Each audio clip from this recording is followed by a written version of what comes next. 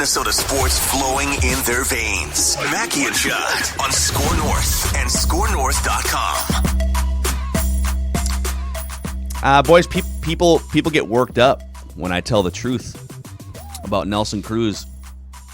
He's the greatest hitter in Twins history. You're gonna die on that. Nelson hill. Cruz is the greatest hitter in Twins Twitter? history. No, you're the greatest You're the Twitter. He's good on Twitter too. History. He's good on Twitter too. He really is. Put on a big thank you. Yeah. No, you don't really believe he's the greatest hitter in Twins history, do you? He has the highest OPS of all Twins hitters with at least 1,000 plate appearances. His OPS is almost 100 points higher than anybody else. Harmon Killebrew, Rod Carew, Kirby Puckett. Like, it's like 200 points higher than, like 150 points higher than Kirby Puckett. I know that Puckett played in World Series, but listen, the front office put together better rosters in the early 90s. Nelson Cruz got screwed because these guys have J. Happ in the rotation. Put some respect on Nelson Cruz's tenure with the Minnesota Twins. I do. But Rodney Cline Carew, Sports Dad will tell you right now, is the greatest hitter in Twins history. It's not Puckett. That's great. Rodney Cline Carew wasn't facing the same type of pitching, the same level of pitching. Still an unbelievable hitter. Congratulations. Unbelievable hitter. He's best hitter in He can hit a ball to the outfield and hit singles. Nelson Cruz has 340 home runs after the age of 30. Listen to you. He could hit singles. Condescending to Rod Carew, a Hall of Fame player. Unbelievable. Is this how you want to start your Friday? I just want to say, like, I'm trying to, maybe my tongue is pressed slightly in my cheek. And we have not gotten in a fight in a long time. So, I mean, this might be fun.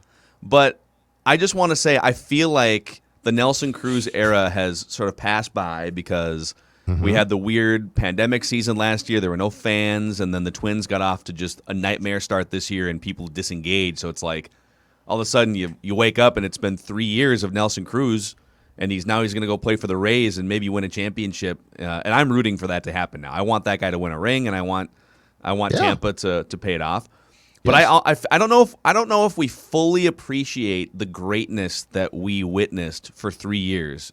Like, what we thought was great with Jim Thome, which was Nelson Cruz was better, more impactful, and did it even further into his 40s than Jim Thome did. And so while I do think it's interesting that his OPS as a Twin is almost 100 points higher than Harmon Killebrew's, facing pitchers throwing 97 and better movement and using sticky stuff the last 3 years, right? Like, the numbers he's putting up are absurd at the age he's at. I think my general point is I feel like this amazing hitter was just in front of us for 3 years, and it was like, oh, yeah, Nelson Cruz. No. This was one of the greatest 3-year stretches of offense in Twins history, and in the third year, anyways, the front office couldn't put anything around him to give him a stretch run. So the first thing that comes to mind is this: I in no way, shape, or form want to insult Nelson Cruz. What he's doing is there a butt coming here? And what he's doing and what he did is and was phenomenal. The man just turned 41 on July 1st, and we are still talking. We're still talking about, hey, you want to come back next year? So, I hope he does. Well, but that's my point. Is there is no reason, just because I do not believe that your possible tongue-in-cheek but sort of serious statement about him being the best hitter in Twins history is accurate. I also don't want this to become I'm bashing him. What he did was great. Now, let me try and sort out what you're saying, because I think it's an interesting point, but I think I'm going to end at a place where, Phil, you do and I do a lot in Twins conversations. First of all, I think in 2019, there was an enormous appreciation for what he brought in the clubhouse and at the plate.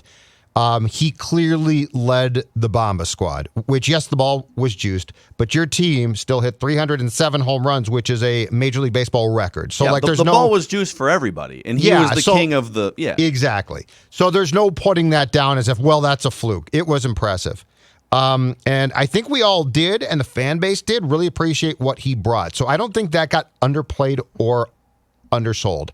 The pandemic definitely affected last year, and heck, no fans in the stands. And then this year has been a just unmitigated, as Stephen A. would say, disaster.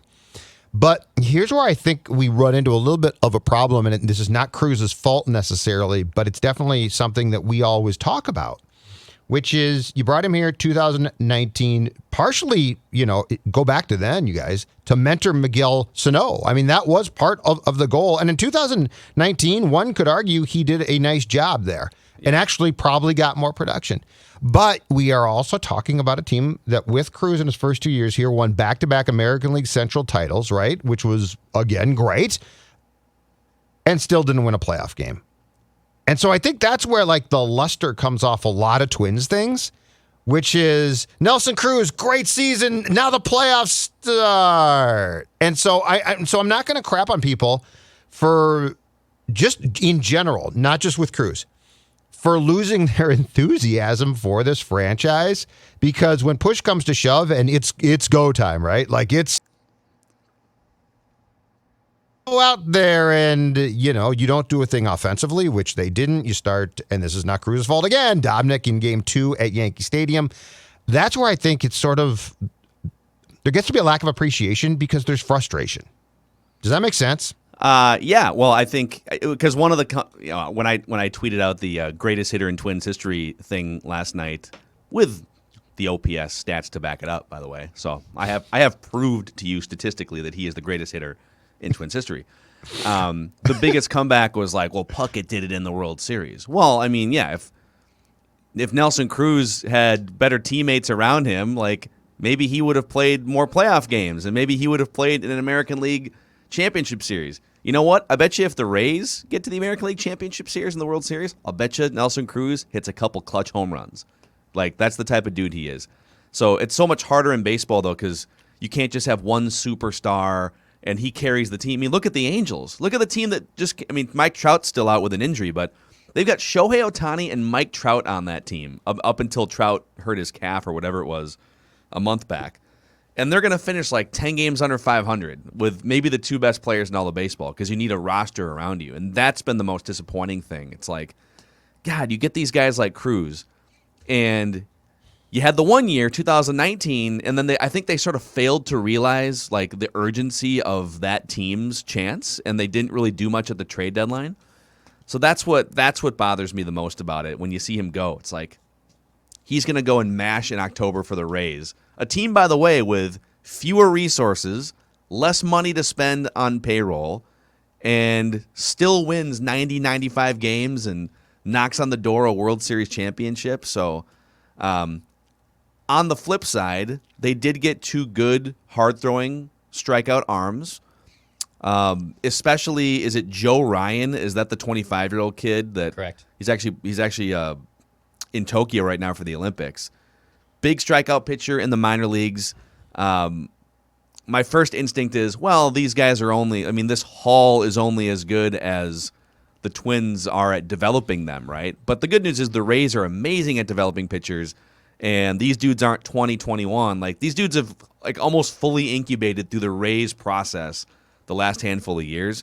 And Joe Ryan in particular should be ready to pitch in the major leagues either this year. I mean, he's pretty much ready now. Yeah, or next year. See him in September. So that's, the silver lining is you got a pretty nice haul. These are two of the Rays' top 20 overall prospects, including Joe Ryan was their 10th best prospect, and he slots in at number 6 for the Twins. This is a good trade. This is exactly what they need to do and should keep doing as much as possible. Now, Cruz, among the pending free agents, Cruz was the biggest fish to fry. But yes, this is the right step, and at least you're taking chances on guys who are pretty good prospects who could help you. Because back to your point, it appears that you have more problem developing pitching than we expected you to. So maybe if you can get a couple of guys at the end of that process in an organization where they do develop pitching pretty well, these guys can come up and help you in 2022. Okay, I've got. In fact, I wrote this for Score North last night. Pecking order of greatest Twins free agent signings of all time, okay? Because Cruz is on this list, no question about it. Now, pitcher-wise, I think there's one for Jack sure. Morris. Jack Morris, right? Yeah. But hitters is much more interesting. Let me give you, and I consulted with Patrick about this. So Pat, who is the Score North Twins historian, probably officially, Royce told me what he thought. I combined it with what I thought. Because I thought, well, yeah, Joe Creedy's a great signing. Joe Creedy was such a good signing. What I originally thought was Cruz might be number one, and Patrick said no. So 5-1. 5. Josh Willingham. One great season. He was a really good signing. He had the one 35 home runs, right? Silver Slugger. Yeah, he was injured for the second and third season quite a bit, but he was one of the best hitters in baseball for that first season. And he got a 3-year $21 million deal, which I believe at the time was with the biggest free agent contract the Twins had given out back then, which is incredible, but that's a whole other story. Mm-hmm. Number 4, Jim Thome. Because I think what you said, Phil, is right. Like, it was fun, and he was a great guy to most. I mean, most people loved him. And then some reporters antagonized him on the way out. But he also had the 1 year, played I think 71 games in 2011, which was a disaster, and then left. Number 3, Chili Davis. Yeah. One great season, but you won a World Series. He was one of the centerpieces of a World Series winning lineup. That's accurate. Number 2, Nelson Cruz. Number 1, and this is more Patrick than me. Is this position number 1 player? Hitter? Yes, where pitchers are out. This is only position players. It's a Patrick call. And it's a Patrick call, but it's not like some old school call because free agency didn't exist way back when. I'm trying to think. I'm trying to think of like the 87 team, the 91 team. I think 90s. 90s? 90s. But they didn't. They were bad in the 90s. Oh. Right. Paul Molitor. Yes. He said Paul Molitor, in his opinion, is the best. Because he did have... pretty similar. I mean, like 40 years old. His first year here got his 3,000th hit. Here's an incredible thing. Paul's first year here, he led the league in hits. Mm-hmm. Yeah. He hit like 340 1 year here, didn't he? Didn't he hit like 340 as like a 38-year-old or something? He had 3 really solid years and like 1 outstanding year. And that always goes back to his first year here, 96, right? Yeah. If Puckett doesn't wake up with the dot in front of his eye, that lineup is incredible.